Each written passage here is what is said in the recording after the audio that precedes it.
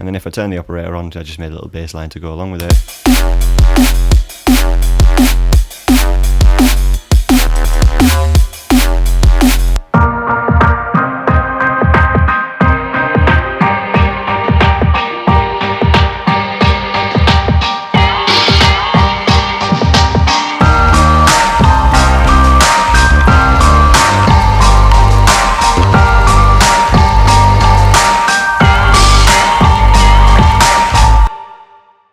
Hi guys, welcome to this tutorial with SKETI. In this session we're going to be making a SICK snare drum in Ableton Live 10.1 using operator and then loads of post-processing tools such as glue compressor, corpus, EQ8, all that kind of stuff, but mainly just tools in Ableton Live, so you don't have to worry about third-party stuff, but you can do things that are really powerful.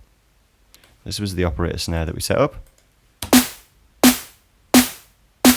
That was the original snare, and this is the snare that we've got to just from that operator with post-processing, only using effects in Ableton Live.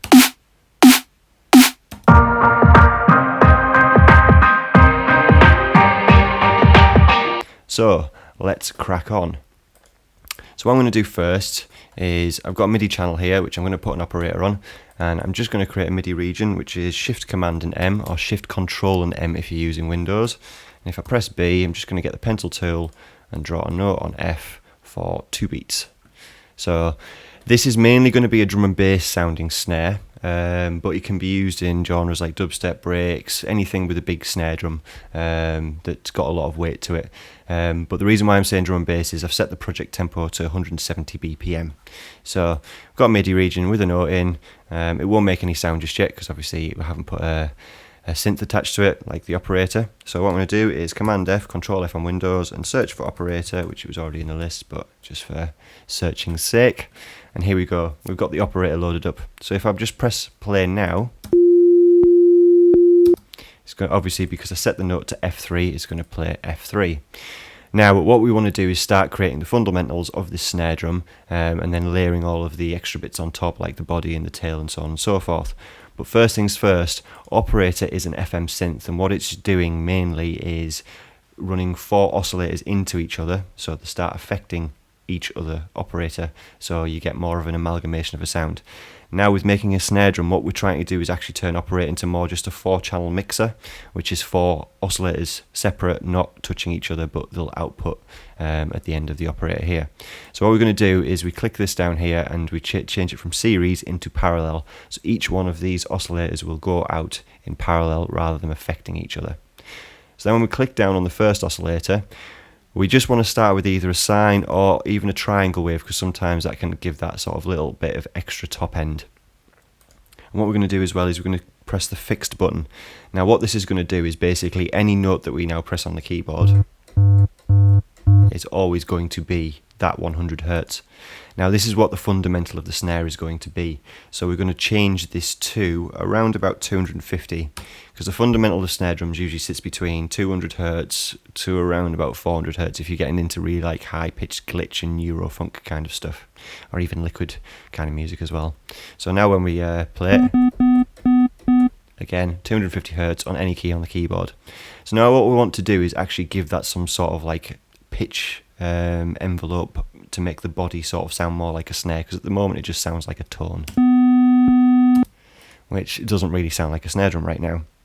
So first things first, what we're going to do is we're going to change the envelope of this first oscillator. Now if we load in an example snare, which I'm just going to drag one from, let's just find one, yeah, just use this one and drag that in here. Now this is a good thing to visually sort of see how long the body of the snare and the tail and the transient of the snare is going to be. So if we just look through this here, we can actually see that it's around about 50 milliseconds is the sort of transient, the body of the snare, and then that goes into the tail of the snare. So that's a good way of visually seeing, so we can start setting this up, because what we're going to do with the envelope is we're going to set the initial, which is the initial level that the oscillator will play out. We're going to set that to 0 decibels, and then we're going to change the attack to 50 milliseconds. So now that that oscillator will be fully loud for 50 milliseconds. And then what we're going to do is we're going to bring the decay down and make that last around about 150, because if we look, so we've got 50 and then 150, yeah, Yeah, the whole thing lasts for about 200 milliseconds. So if we listen to that back now, we're starting to get that sort of basis of a snare drum. Now if we go down to where the pitch envelope is, and we turn this on, and turn this up to 100%, this is now going to start pitching it from 12 semitones above the tone down to its original tone. And now we're starting to get into that realms of the sort of attack of a snare drum. If I just change the decay to around about, let's say, 50 milliseconds and see what that sounds like. So what we try to do is we're trying to keep that sort of like that sharp attack, but reduce it down so it doesn't sound like it's pitch sweeping much. So yeah, that's around about 24 milliseconds, so half the original body. So if I turn this off, we can hear the difference. It just gives it a little bit of a sharper transient. Now we can actually turn this peak up, so let's try 24 semitones, see if that gives us a bit of a brighter. Yeah, it's given us a bit of a more harder hitting transient. So now the next thing we want to do is we're going to start using this oscillator. And this is where we're going to start adding in a bit of white noise that sort of attaches itself to the body. And this is a good one to use is noise looped. Now you might have seen this in other tutorials if you've been checking snare tutorials out on how to use operator. But the reason why this one's always best is it always starts at the same point. Instead of using noise white, where that basically means that you'll have a different sounding body snare all the time that you play it back. And now that might be useful, but for this case I want to keep it always starting at the same. And again, I'm going to turn this fixed on. Now if I turn this oscillator off and just have the white noise, you'll hear that it sounds like it's sort of got a low pass filter on it. It sounds quite dull, which if we just start turning this up, which at the moment it doesn't sound nice enough for the body. It just sounds like there's too much high frequencies filtered off. So what I'm going to do is I'm actually going to double this frequency from the original fundamental to 500 Hertz. Now you do start to hear it loop, but because what we're going to do is, again with the envelope, we're going to shorten this down to sort of a similar length to the original tone that we've put in the snare, we won't actually hear that loop much. So again, turn the initial up to 0 decibels, attack to 50 milliseconds, bring the decay all the way down, and let's make that about 100 milliseconds this time, and then have a listen back. And if I bring in the other one, the fundamental note, and there we go, we're starting to get the main body of the snare. Now just to add on top, we're going to use the actual white noise, and we're going to use this as more of the tail of the snare. So instead of having the transient, this is going to sort of sweep in, so it leaves room for the transient of that noise and triangle wave, but it's going to sweep in just after it. So what we're going to do is actually set this to 50 milliseconds, but instead of having the initial at 0 dB, it actually sweeps from -infinity all the way up to 0 decibels. So if we listen to that, again, if I turn this up, you can hear there's a sort of a dip at the beginning where it's playing from -infinity decibels. And again, we're going to turn the decay down, and this we're going to actually make it a little bit longer because this is the tail of the snare. This is that sort of like psh at the end, yeah? So about 400 milliseconds to start. Let's see what that sounds like. Maybe a bit longer, 500 milliseconds. And then if we put them all in together, and that's the basis of our snare drum. It does sound a little bit cheap and nasty for now, but we're going to start to post-process afterwards. And again, a couple of more tools that I'm going to use in this, just to give it a bit more chunky sound, like you usually get with snares, is if we change the filter type to any others than clean, like PRD for example, it allows us to drive the filter. So if we listen back to it now as I start to drive it, it starts to add a little bit more of grit and distortion. Now the only issue with this that you've got to be careful with is obviously it will start to clip if we don't put a glue compressor with the soft button activated, and that basically stops anything going above -0.5 decibels, I think it is. And we can actually really start pushing this filter drive now.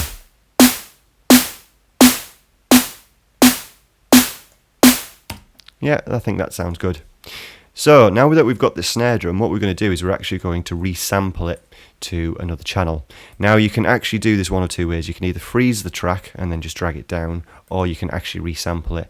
I'm tending to find more recently I'm resampling a lot more, because sometimes if you add any automation, it just does not record that when you freeze it down and then bounce it to this new channel, or drag it down to the new channel.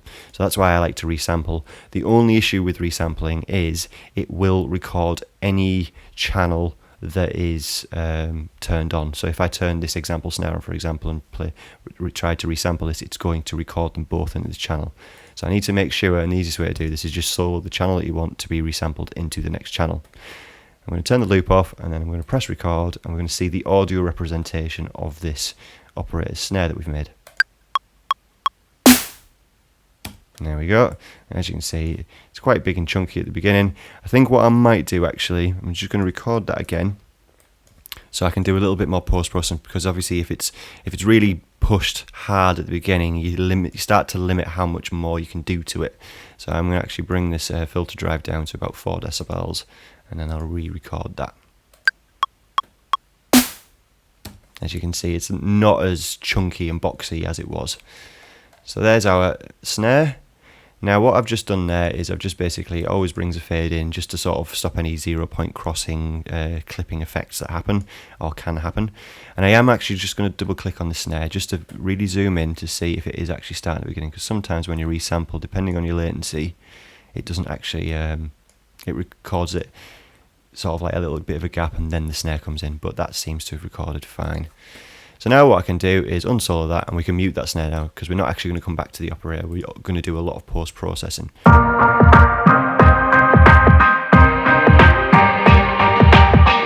So the first thing I'm going to add is the trusty glue compressor, and I'm going to start messing around with the ratio and the threshold to see if we can really start getting that transient to hit as hard as we possibly can. And I'm going to just turn the loop back on so it just keeps looping around.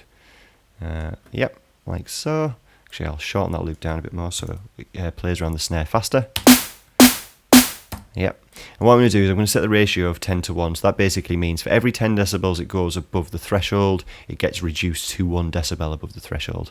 So as we start to bring this down, you're going to really start to hear it start to snap at the beginning to really get that transient hit hard.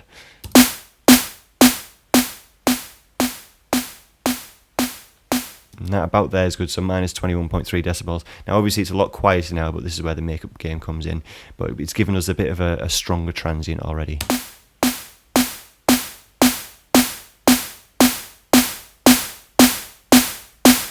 And that just brings the level back up as well.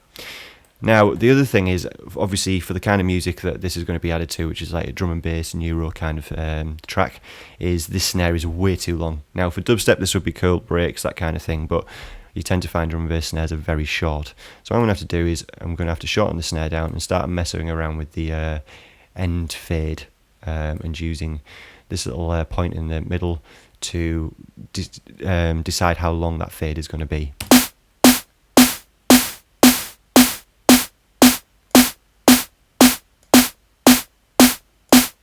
Now again, doing this is a lot of trial and error, depending on what kind of snare that you want to produce. So this is basically the tool to sort of get you to a starting point of a snare and then start to push it further and further. Because again, if it's dubstep, it wants to be longer, drum and bass, it wants to be shorter. So the next thing I'm going to add is an EQ, just to sort of tighten the sound up a little bit more. Now, the musical content of a track usually fills a lot of the 500 Hertz region, so you want to get rid of that in your drums. So if I just click 0.3 here, and type in 500 Hertz, I'm just going to bring the gain down and sharpen the Q up.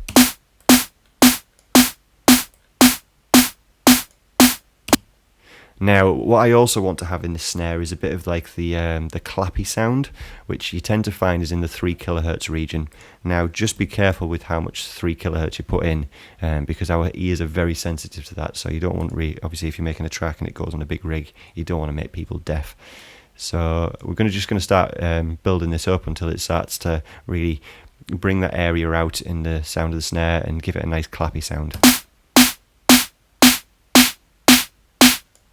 Cool, and that's starting to sound better. I'm just going to take a bit of the top end off because, again, obviously there's a lot of white noise, but you don't want it too much, too crisp in the top end, because as we start to process more, it'll start to distort and clip in that top end area and it doesn't sound very nice.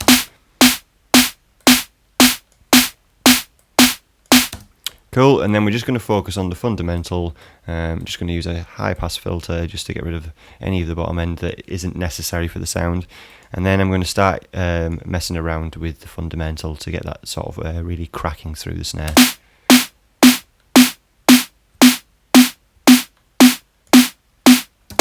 Now a cool thing that you can do with this, again as a trial and error thing, you don't have to do this for every snare, is if we turn the automation on and we go to the decibel level of this fundamental tone that we turned up, and we can actually automate this, and if we bring it down,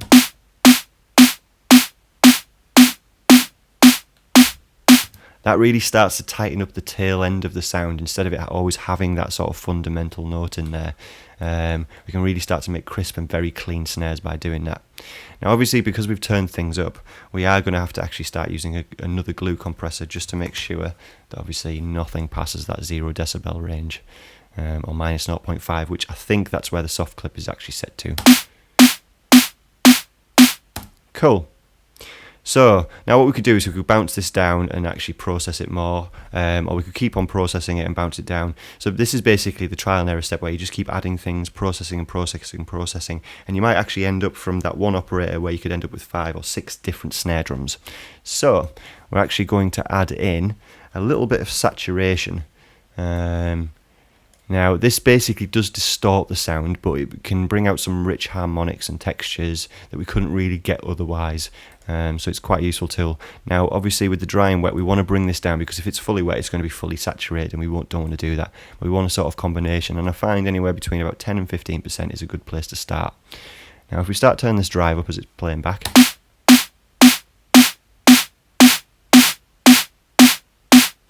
you can hear it starts to bring out the harmonic tones of the sort of white noise tail, makes that louder, which can make your snare a little bit more uniform in level, which is quite useful as well.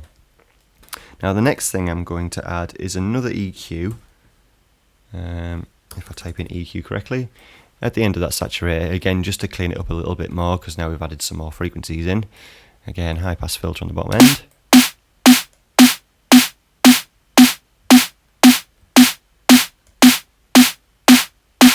Now another good place as well is just below about 1 kHz, sort of 800 to 900 Hz. That brings in a little bit more of a sort of like a mid-body smack, which is quite good.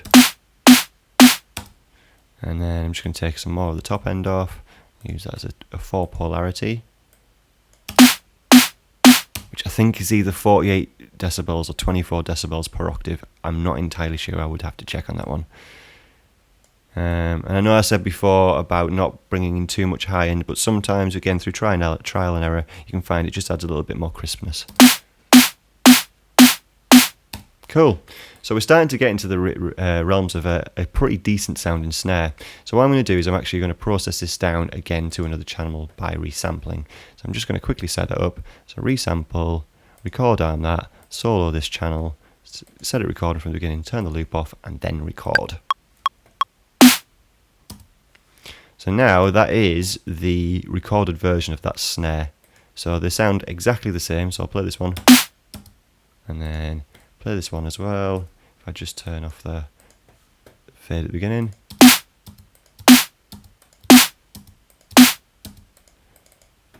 There we go, pretty much the same. Well, it is the same snare because it's recorded out. So now what we're going to do is, instead of like searching for a glue compressor, I'm actually just going to copy and paste this one by holding Option down, or Alt on a Windows computer, I think it is. That just copies that to that new channel. Now again, I'm going to turn the ratio at 10 to 1 and start messing with the threshold until we start getting more of a transient crack as well. And again, because that one's soloed, turn this on. Actually, I can unsolo and turn that channel off. Now, why aren't we hearing that? That's interesting. Just a quick check. See if Soundflower's done something. There we go. Now we're back again. So, I'm just going to keep turning the threshold down until I get a nice, strong transient again. Just turn the loop on as well, so it loops around.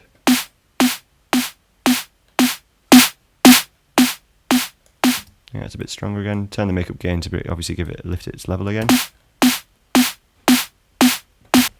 Now the next tool I'm going to use with this is, first of all, actually I'm just going to shorten that tail down again.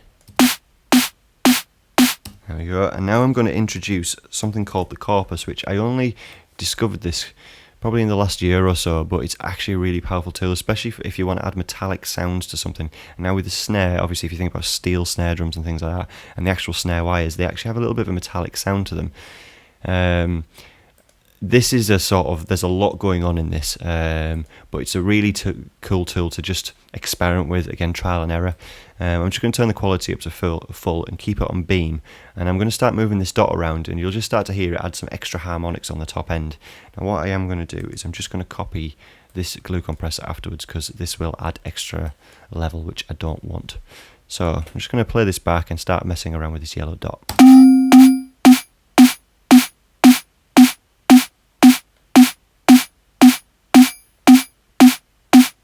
And you can actually tune it as well.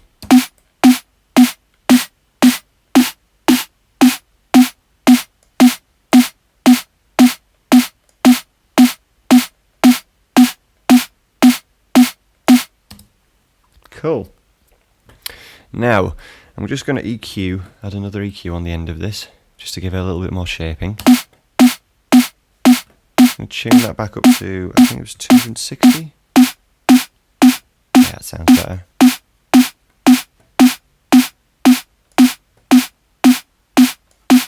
Add a little bit of filter in there as well.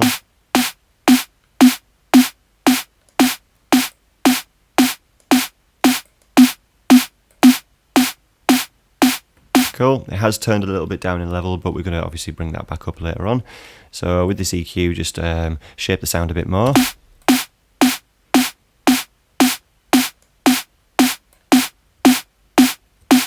Bringing a bit of that bottom end back in. Fantastic. Now another tool to use, which is good to experiment around with, not just for obviously shifting the frequencies, but for adding a little bit of a sort of wideness effect as well, which we can counteract in the bottom end later on, is the frequency shifter. So obviously this can just be used if we type in 60 Hertz here, it pretty much makes it twice the pitch.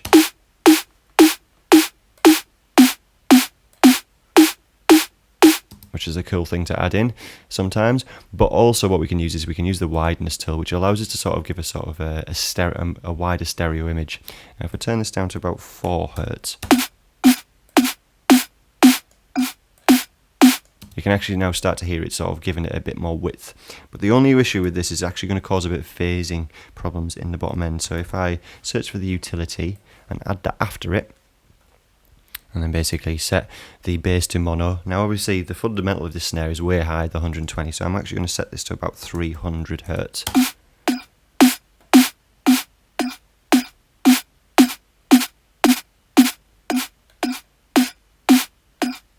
And then mess around with this to the point where it starts, it's not warbling too much, but again I'm going to process this down so we get the same sounding snare.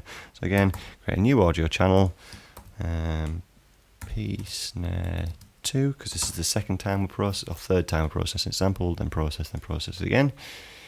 Obviously set resampling, record on this channel, solo this one, and then we're going to record this back.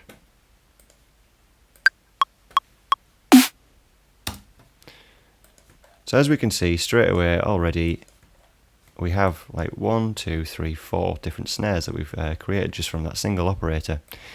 Now again, what we're going to do is we're going to do a little bit more processing. I'm just going to clip this down. I'm going to fade a bit. Let's just listen to the snare by itself. Yep, so that's the snare that we recorded. And then we're going to again add a new glue compressor on this one. And this is the final stage of processing I'm going to do now, where I'm going to add an OTT and a bit of reverb and so on and so forth. Now the OTT actually does come as a preset in Ableton Live, but Steve Duda, who makes Serum, actually made a version of it as its own standalone synth, plugin. But obviously if you want to use it, it's just the multi-bond compressor in Ableton Live, and it's the preset OTT. Now this is really useful again because we can really start messing around with the lows, the mids and the highs separately.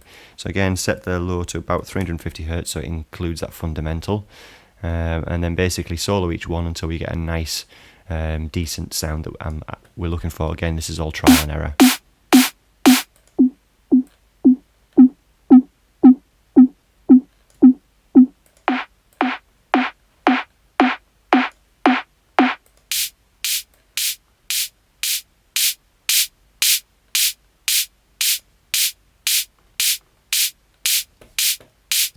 And if we unsole that, listen to it all together.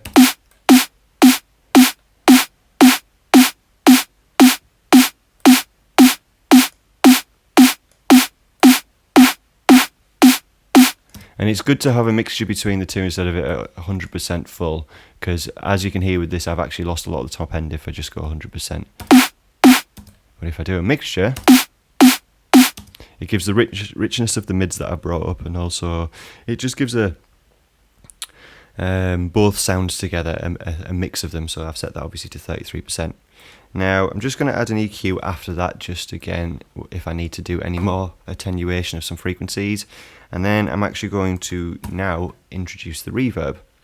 So now this is where we're going to actually have to do a bit more automation, because what we're going to use this as a reverb just to add a little bit of an extra layer to the snare. Now I'm just going to locate and high cut this. So about that point, again, this is trial and error. I've done this a few times, so I'm already working on previous knowledge. But there we go, there's the reverb. Now we obviously don't want this to be the entire snare, so we're actually going to group this into 2 chains, which I'll do in a second. But first of all, I'm just going to set this to 100% and get the reverb sounding what I want the reverb to sound like as much as possible.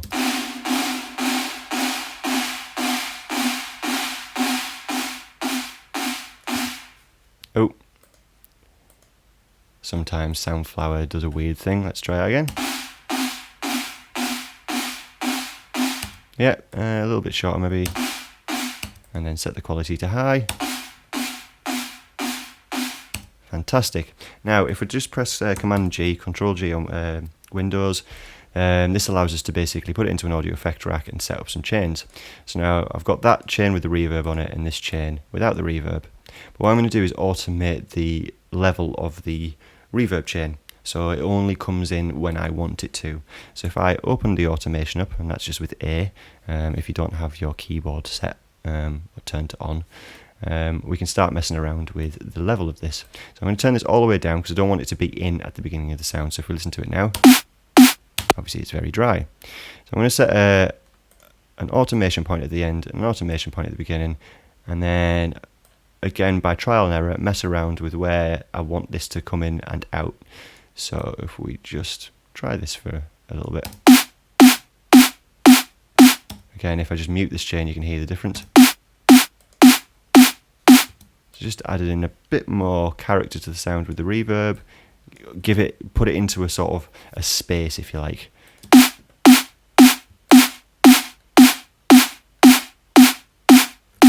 Cool. I'm going to leave that as that because I'm going to bounce this down again so we have that snare finished, completed as it is. Actually, I'll just do a little bit with the glue compressor at the end just to bring in some more of that transient back.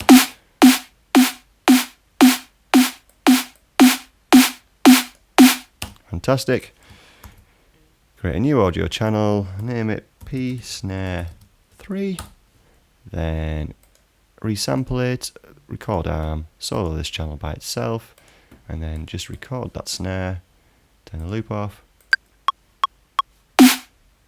Fantastic. I can go in, delete the end of it, loop around this here, turn the fade off at the beginning, and again with a little bit more shaping. Oh, actually let's just listen to that by itself because I had the wrong one soloed. Fantastic. And then do a little bit more fade shaping at the end.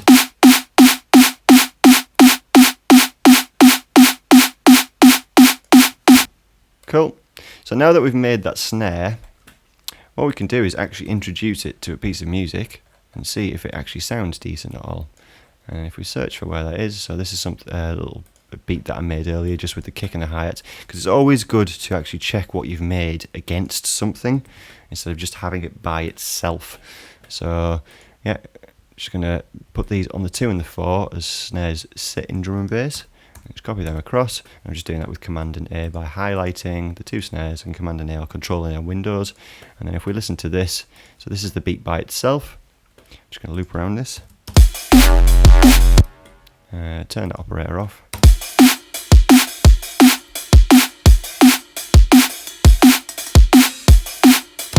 Cool.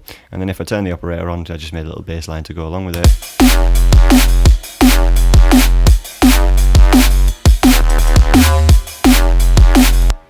Fantastic.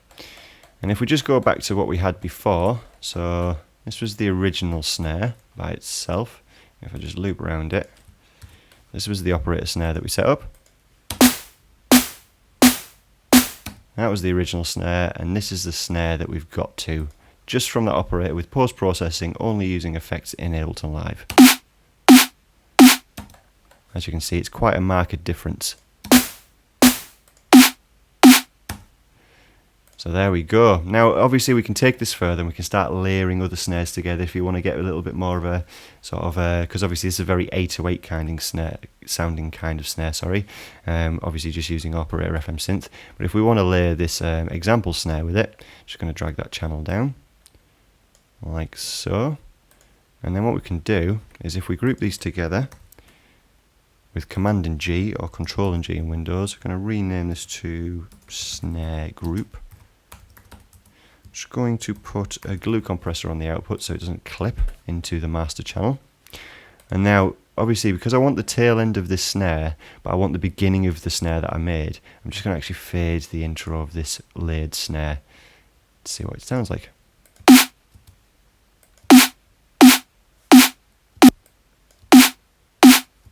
Cool.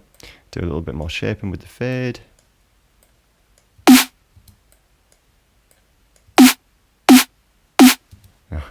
Now, I always do this where I forget to turn the channel on, so let's try that again, see what it sounds like. So at the moment it sounds a bit weird because, yeah, we're going, this is where we have to really focus on the shaping of it, so this is again a lot more trial and error. Now a little bit of an issue, these two snares might be a little bit out of tune with each other, so again frequency shifter helps with that.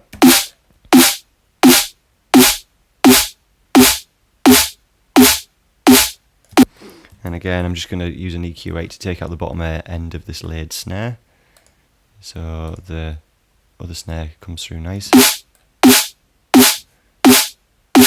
Cool. Affect the fade out tail as well. And we can turn this down a little bit.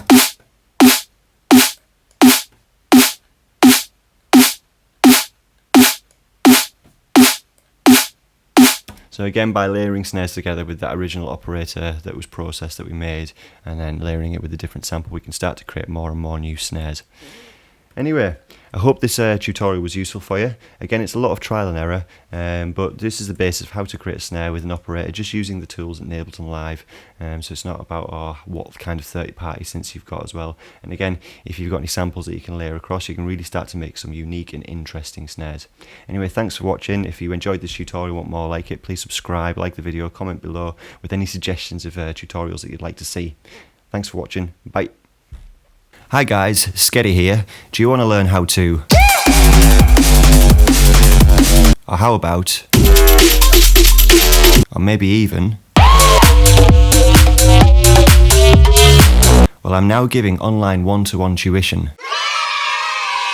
The lessons will be entirely centered around what you want to learn. We can cover such things as making drums, bass, sound design, sidechaining, mixing, composition, music theory, mastering, and much, much more. Maybe you just want to brush up on your production skills using Ableton Live or Logic, or whatever it is you want to learn. Get in touch on Facebook, Instagram, Twitter, and YouTube to find out more information. Bonus round. Every new student will get a free sample pack of their choice from my Exit Sounds sample label. So if this sounds good to you, and you want your tunes to sound less like and more like, and get in touch to find out prices and book your first lesson now. See you soon.